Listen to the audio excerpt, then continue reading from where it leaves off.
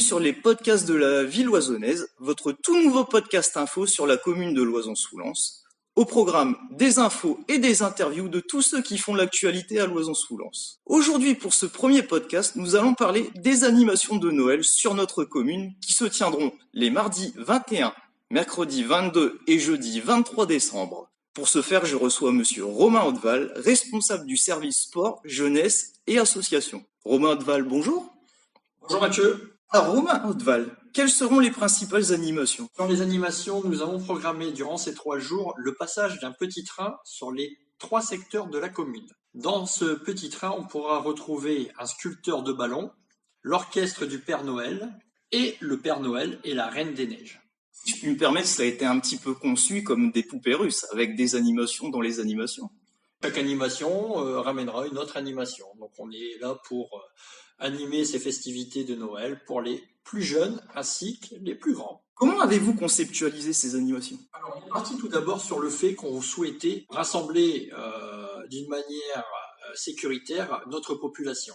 Vis-à-vis malheureusement du contexte sanitaire, on n'a pas pu organiser certaines manifestations sur la commune et on voulait redonner quand même le charme de Noël, des fêtes, donc par le biais effectivement d'animations qui vont déambuler, qui vont passer sur les secteurs, dans les rues de la commune. Où passera donc ce train de Noël? Alors, sur le 21 décembre, le train de Noël passera dans les différentes rues du secteur de la Cité 8. Le 22 décembre, il passera sur les différentes rues du secteur de la Cité hollandaise. Et le 23 décembre, le petit train passera sur le secteur du centre-ville. Comment va s'organiser cette attraction?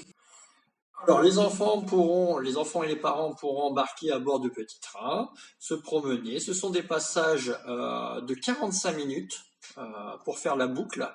Donc, effectivement, différents arrêts seront programmés. Et ces arrêts, vous pouvez les retrouver via notre programme qui est distribué dans les différentes boîtes aux lettres de la commune. Donc, on voit que ce petit train va passer un peu partout dans tous les secteurs de la ville. Est-ce également pour cette raison que nous voyons des sapins fleurir un peu partout dans l'Oison? Effectivement, ça fait partie aussi des animations. Cette opération avait été conçue l'année dernière, mettre un peu les sapins sur les différents quartiers de la ville. Et là, on a souhaité renouveler cette opération et inciter aussi les gens, s'ils le souhaitent, au bon vouloir des personnes, de pouvoir décorer les sapins qui sont sur place. On a déjà les écoles qui ont décoré les sapins et qui représentent de beaux endroits, et on a aussi certains services de la commune et notre centre animation jeunesse qui ont pu décorer sur le secteur de la rue de Gand.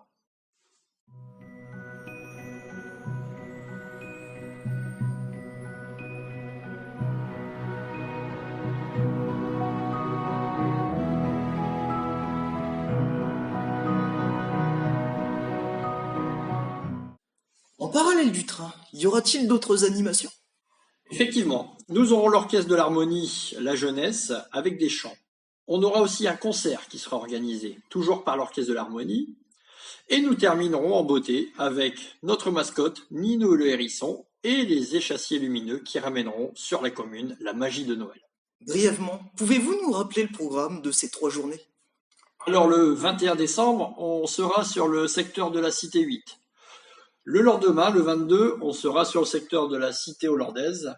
Et pour terminer ces festivités, le 23 décembre, on sera sur le secteur du centre-ville. On se renseigne sur le programme. Sur nos différents réseaux de communication, on a le Facebook et le site internet de la commune, mais aussi on a le programme qui est distribué dans toutes les boîtes aux lettres loisonnées. Romain Hauteval, merci pour cette interview et joyeux Noël. À toi aussi. Nous voilà arrivés à la fin de ce podcast numéro 1. Vous pouvez nous suivre sur Spotify, Amazon Music, Google Podcast, Deezer en vous abonnant à la page La Ville Loisonnaise pour ne pas rater les dernières sorties. Vous pouvez également retrouver ce podcast sur le Facebook officiel de la commune de Loison-sous-Lens. Toute l'équipe des podcasts de La Ville Loisonnaise vous souhaite de passer d'excellentes fêtes de fin d'année. À très bientôt.